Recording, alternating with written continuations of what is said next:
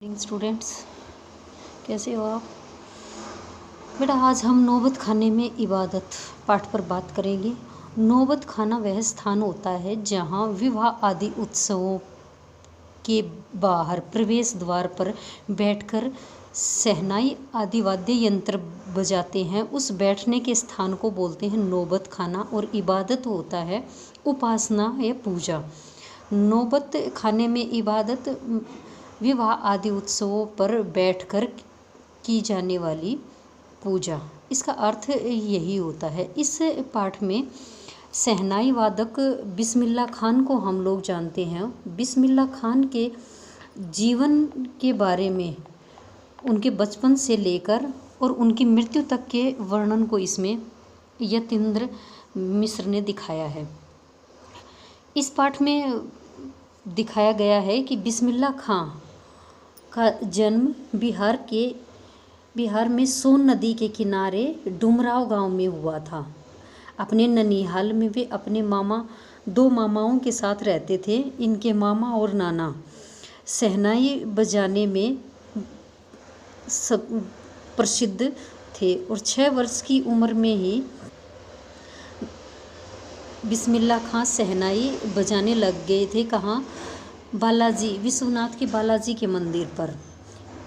देखो, ये मुसलमान होते हुए भी हिंदू मंदिर में शहनाई बजा रहा है, तो यहाँ पे हिंदू मुस्लिम एकता को भी इस पाठ में दिखाया गया है। और इसका नाम, वास्तविक नाम अमरुद्दीन था यह, और इसका भाई, दोनों ही अपने मामा जी के यहाँ रहते थे, और ये शहनाई वादक होने के कारण यह शिक्षा उन्हें अपने परंपरा में ही मिली थी। जब ये बालाजी के मंदिर में जाते थे तो रास्ते में रसूलन बाई और बतूलन बाई का घर पड़ता था। ये दोनों बहनें सुबह सुबह वहाँ पर टप्पे दादरा आदि गीत गाती रहती थी। बचपन में बिस्मिल्लाह खां को शहनाई या संगीत का शौक़ इन्हीं दोनों बहनों की गाने से ही मिला था। इनकी प्रेरणा के जो स्रोत थे, वे आरंभिक स्रोत ये दोनों बहनें ही थी। वे जीवन भर खुदा से यही दुआ मांगते रहे बिस्मिल्लाह खान की भगवान उन्हें सच्चा सुर प्रदान करे। और उनके जीवन में मुहर्रम का त्यौहार भी जुड़ा हुआ है। वे 10 दिन तक, मुहर्रम के महीने में वे 10 दिन तक शहनाई नहीं बजाते थे, और 8वें दिन दाल मंडी से नोहा गाते हुए 7-8 किलोमीटर पैदल चलकर शोक मनाते थे। उन्हें फिल्मों का भी बचपन में बहुत शौक़ था। ये सुलोचना और योगिता पाली की फिल्में देखते थे। घर में जो भी पैसे इन्हें जेब खर्ची के लिए मिलते थे, वो कुलसुम हलवाई की कचौड़ियाँ खाने में और फिल्म देखने में ही व्यतीत करते थे। ये मुसलमान होते हुए भी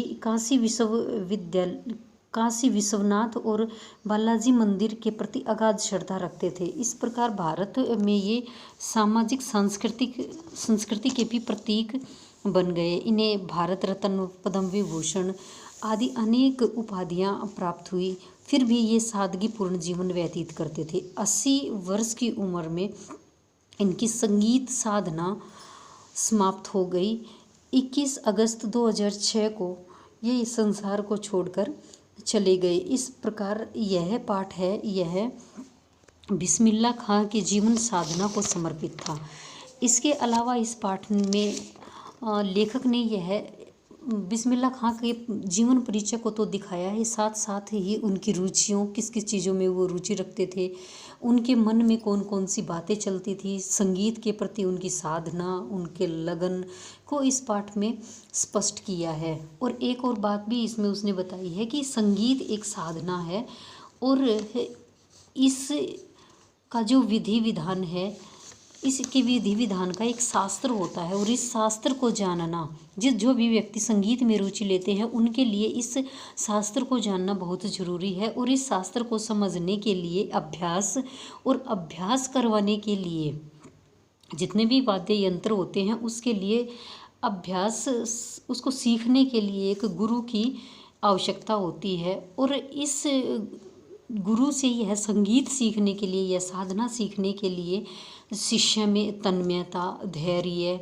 मंथन, लगन, धैर्य, ये सारी चीज़ें होनी चाहिए, तभी वह इस संगीत रूपी साधना को सीख सकता है। इसके साथ साथ ही 18 वर्ष की उम्र के बाद बिस्मिल्ला खां की तो मृत्यु हो गई, लेकिन उसका जो संगीत है वह भारतीय संस्कृति में इतना रम गया है कि जब भी काशी विश्वनाथ पर जाते हैं तो वहाँ पर उसकी यह संगीत आज भी महसूस होता है।